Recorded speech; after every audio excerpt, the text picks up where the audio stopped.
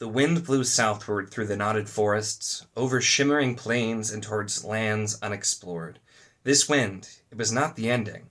There are no endings, and never will be endings, to the turning of the wheel of time. But it was an ending.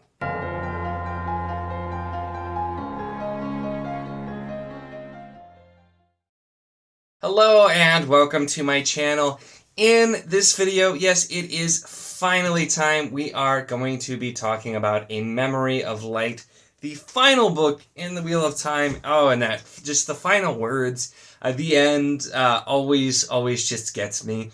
It's the book, you know, I love my time through, and I had a blast with this reread. It's one of those things that every time I finish the series, though, it makes me just a little bit sad, knowing that, well, you know, I'll still think about this, I'll reread this series, and so in that way it won't end. Just knowing that it is done and I'm not getting more is always kind of the bittersweet part. But let's talk about A Memory of Light, because almost more so than any of the books, there's just so much that happens in here, because this is the last battle, and pretty much everything in this book is either directly getting ready for the last battle, or the aftermath of the last battle. We're not messing around here.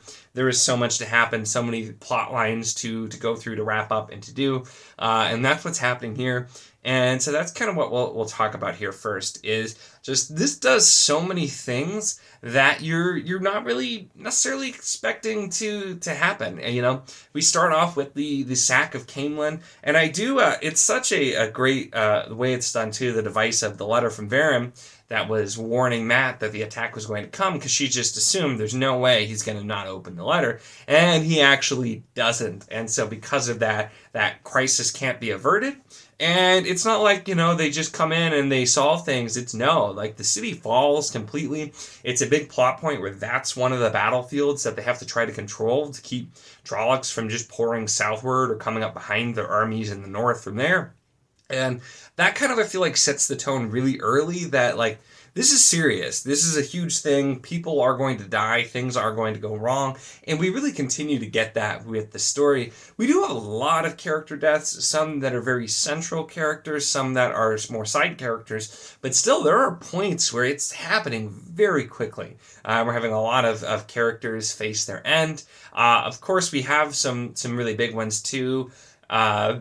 With, well, quite a few big ones as well. So, you know, why not? We'll talk about character deaths. Why not there? So the, I'm probably going to jump around a lot in this one, but well, yeah, we'll do it. We'll do it. Okay. So the scene with Demandred and him showing up in general with the Sharons and Sharons definitely isn't right. The Sharons as Bow the Willed, and that whole thing too. Which you know what, I still actually don't think I've read River of Souls, and I need to read River of Souls, which is, if you're not aware, it's kind of the, like, I don't know, you could probably call it a novella that is the backstory on Demandred's journey in Shara and how he became Bow the Willed, that was cut from A Memory of Light because it just didn't feel right to do it there.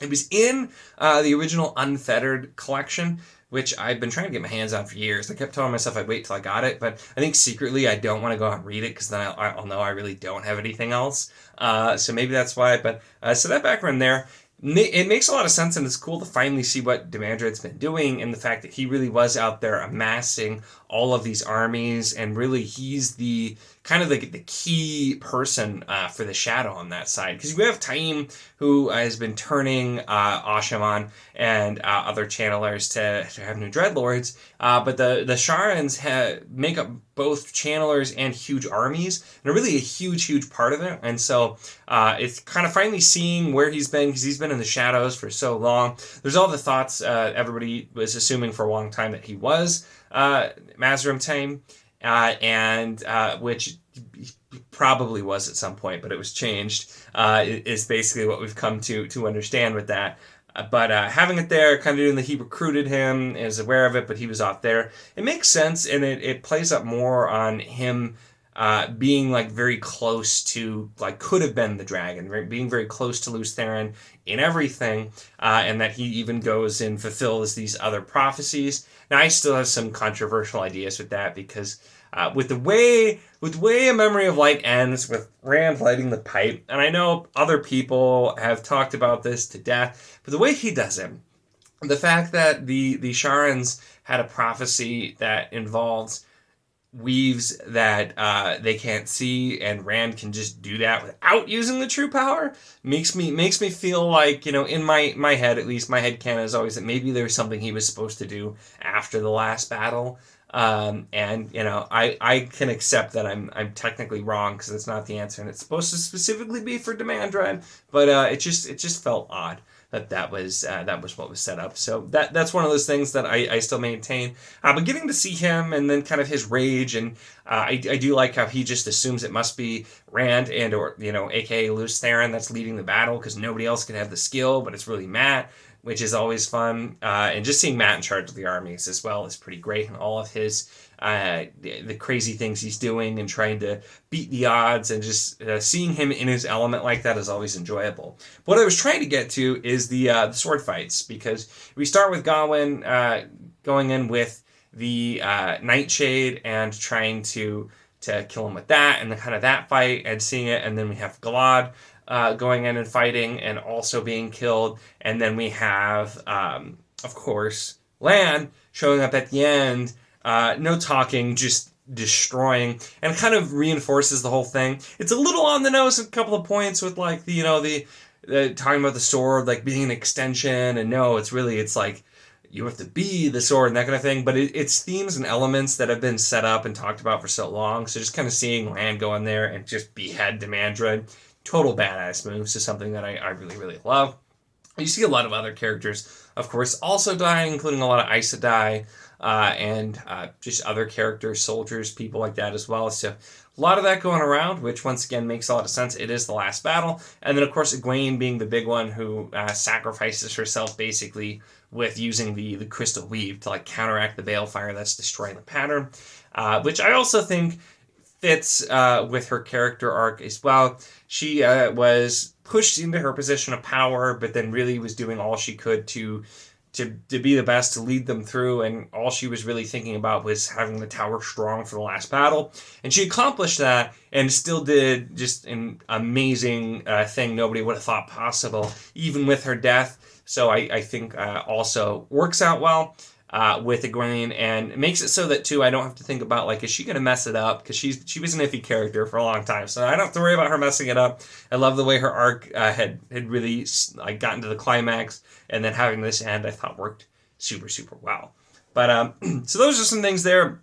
Like I said, there's a ton of things I'm probably going to jump around. Something I wanted to jump back to, though, really quick as an aside, is everything with Rand and the setting up the Dragon's Peace, all of those things, which we see agreeing to, which is kind of annoying with her arguing and trying to posture and politic. And Elaine does it a bit as well, but I'm just like, guys, this is the last battle. Come on. I expect this from some of the other lords, but the way that all pans out, and Moiraine just like walking in and like completely just like being like, okay, we're going to do this. This is going to happen. And then having it go from there, the inclusion of the Aiel. I liked the bit, too, about them being able to kind of see potential futures by going to Rhuidean for a third time and trying to basically keep that from happening.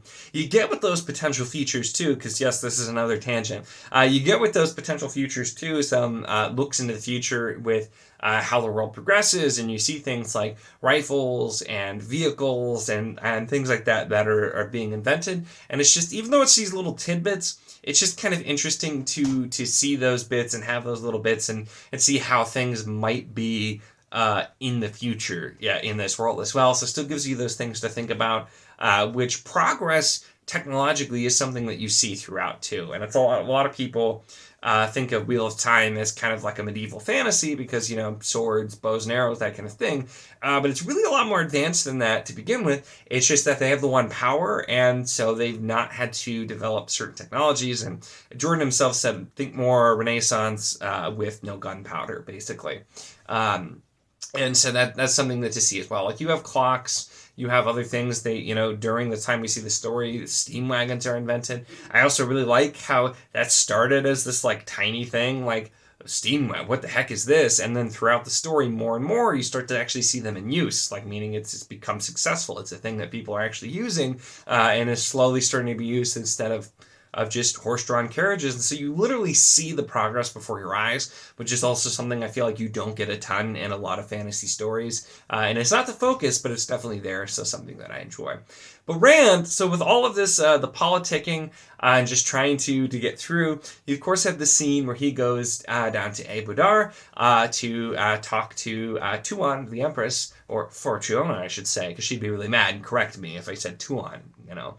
But goes down for there, and that scene and him being able, basically because of the strides that he's made and the peace he's made with himself, to bow instead of being so arrogant that he won't.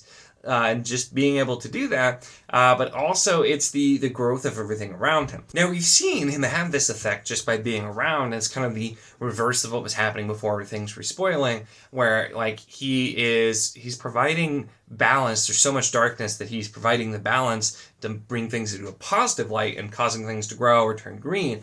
But the little tidbit, which you have to think was very intentional, is it's actually Matt notices that he appears to be singing as the plants are growing as well. And so this is where I like to point out that I believe, because he has the memories of Lews Therin, that he's singing the Song of Growing, which just so happens to be the song that the Tuatha are looking for. So also makes me wonder if that would have played in, if like he would have revealed the song, or like, you know, at some point in his journeys after the book, been traveling along and like walked up to a camp and then sang the song and just have them all be like, oh, that's the song, we know it, and that kind of thing. So it's a little tidbit, and there's only that very brief mention, but it's one of the subtle things down there as well. And it's parts too, because like it's, you know, it's not nearly as easy as some people like to say, to tell which parts Jordan wrote, which parts Sanderson wrote. And to be honest, Sanderson wrote most of it.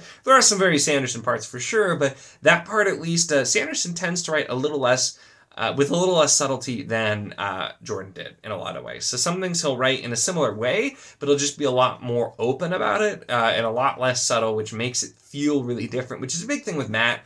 He kind of took the subtlety, the tongue-in-cheek thing, where like, Matt doesn't realize what he's doing, or Jordan never said exactly what Matt was doing. It's just you could you know, figure it out. It's implied what he's doing, the kind of behavior he's acting, whereas Sanderson's more likely as the narrator to say it. So you get some things like that. But that little bit right there, definitely, you know, as subtle as anything Jordan did, where it's just this one tiny little shred. It's never brought up, it's never confirmed, but that's always something that I like to think there with that little tidbit as well, because it would make sense. And go from there as well. So it's also something I wanted to mention. With the last battle as well, I do like the way that it's handled, because you have so many different battlefronts and so many different groups of people, groups of enemies. You have the people that are fighting around Caemlyn with the Trollocs there. You have Kandor, where they're fighting there, where a lot of things have started. You have Marilor, you have the group going to Sheol Gul, and you just have so many different things going on and happening there, as well as Perrin, you know, messing stuff up in the World of Dreams and taking care of things there, running into Forsaken left and right, all that sort of thing.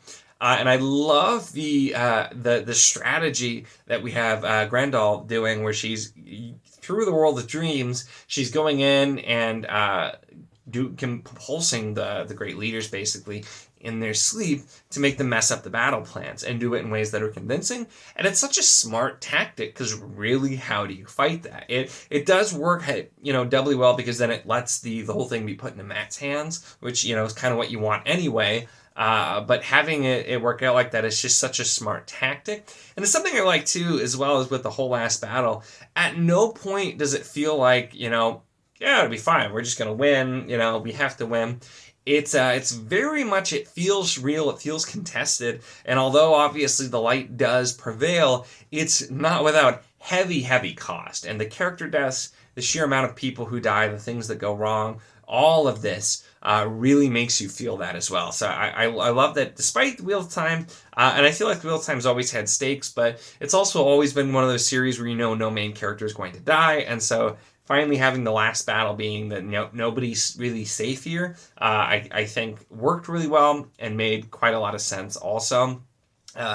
so that you get a lot of that. Now, talking about Rand and his kind of mental battle with the Dark One too, that always kind of made sense as the way that it was going to be done, and I think a lot of fans saw it coming too, and Jordan had always kind of intended it that way as well, and had made some statements for it. But the way those sequences work as well, I also find really interesting, because just the idea that it's kind of this mental battle where the Dark One is just trying to make Rand think that it's hopeless and it's pointless. And his whole idea of slaying the Dark One, which, in fantasy world, slaying the Dark One sounds like a good idea, but just kind of seeing that removing evil completely takes away the choices of people just as much as forcing them under the will of the Darkwood. And so that realization that he can't do that and has to find another way, I think feels so honest and feels so earned because of the fact that he's so gung-ho that that's what he wants to do.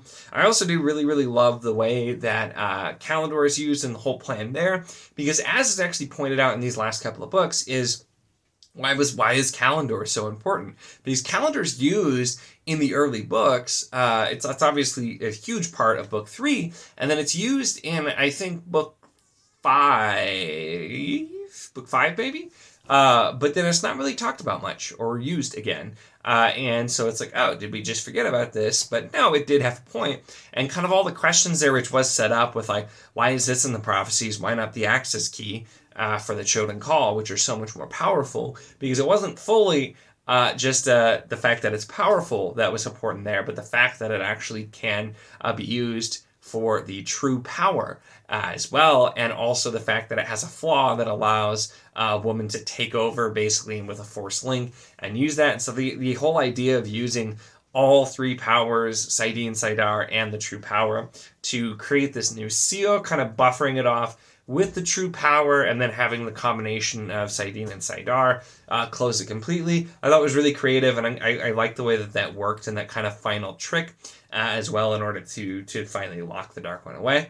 It also does leave open too, because it's still a seal, and it's supposed to be a better seal, and the fact that it's using the true power gives a buffer to the sources in order to not be tainted again. But the thing is, too, with that, is the true power is still the Dark One's essence, so it has to make you wonder if that part will weaken, if it will have effects over time as well. Maybe it will, over thousands of years, slowly damage both saidin and saidar until neither one of them can be used, and then we live in a world where we don't even know that magic exists anymore and have no memory of the Dark One, and continue to advance technologically like today, kind of. Maybe. Just another harebrained theory too, but knowing it's the Wheel of Time, and that, it is cyclical and it is our world, although with vast changes, it's always fun to kind of theorize about, well, why don't we have magic or that kind of thing as well, and look from there. So it's just another fun little aside here. I should wrap up more though, because this is becoming a very long video. I'm sorry everybody if you're still with me here. I appreciate it. But so having all of those things happen are some great scenes and a lot of great things happening. Like I said too, I especially enjoy a lot of the map parts, but Perrin is also awesome in here, and so many other characters doing great things. With Perrin too, and you have the bit, which it was revealed, like it was this big revelation that Lanfear survives and was using compulsion to make Perrin think that he kills her, which I guess I don't know if it's just me. I was a little underwhelmed by that. I'm like, okay, I mean, I guess I can see that, because we see her die, so to speak, but at the same time, she clearly had been kind of using compulsion on him, so it seems like it's possible, and seems like a real Lanfear move as well. But once again, if we were going to see it come up again later, I might care a little bit more, but just kind of knowing that now, I'm like, I can think about some things, but it also wasn't that big of a deal or a reveal for me, so kind of neither here nor there, but getting some of those things as well, and just seeing what we have left in this world, but also begs the question of the people who like the Forsaken and whatnot. How long can they really live?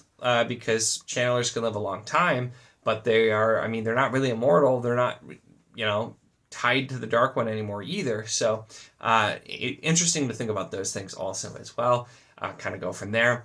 But yeah, there's a ton of things. I know I've talked about very few altogether told. I do like kind of the end where the Aes Sedai 2 come up to Cadsuane and like, you're gonna be the Amerlin now, and she's like, I don't wanna, and just kind of it's fitting that we see that happen with Cadsuane, who after she pushes everybody around, they're pushing her into a position of power, but still pushing her into it, which is fun as well. But there's just too many things to talk about with A Memory of Light, all in all, and so I don't.